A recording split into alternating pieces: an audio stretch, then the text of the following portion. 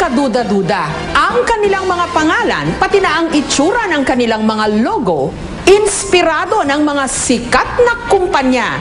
Pero nang i-spoof lang naman daw sila at huwag iismulin dahil ang kanila raw mga produkto hindi rin naman matatawaran.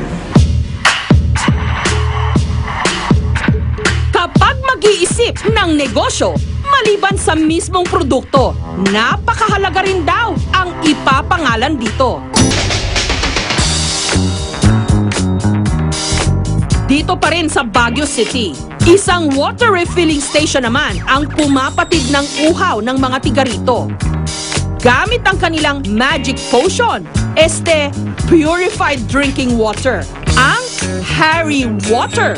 Actually, yung isang pumasok sa isip ko nun yung initials ng mga kids Yun na lang, pero parang hindi kasi masyadong walang dating Ito yung mga collection ng wife ko na Harry Potter, volume 1 to 6 ito. Dito na rin namin ako yung idea ng Harry Water. Dahil super fan daw ni Harry Potter ang kanyang misis, naisipan daw nilang gamitin ang magic nito sa kanilang negosyo.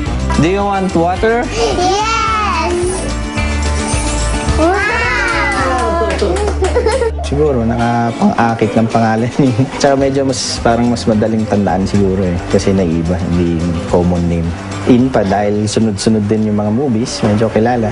Medyo may effect din.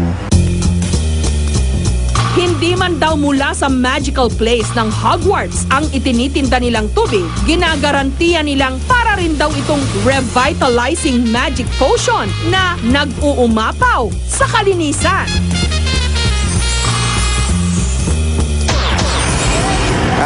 Ito yung water station ko. Pasok tayo. Ang process ng water is from yung raw water going to the tinatawag naming procon, tapos yung reverse osmosis na process ng tubig. At kahit hindi raw nila gamitan ng kung anong spells ang kanilang mga customer, pabalik-balik daw ang mga ito para magpa-refill. Ano to ba? Siyempre, Harry. Harry. Akala ko Harry Potter Masarap ang tubig nila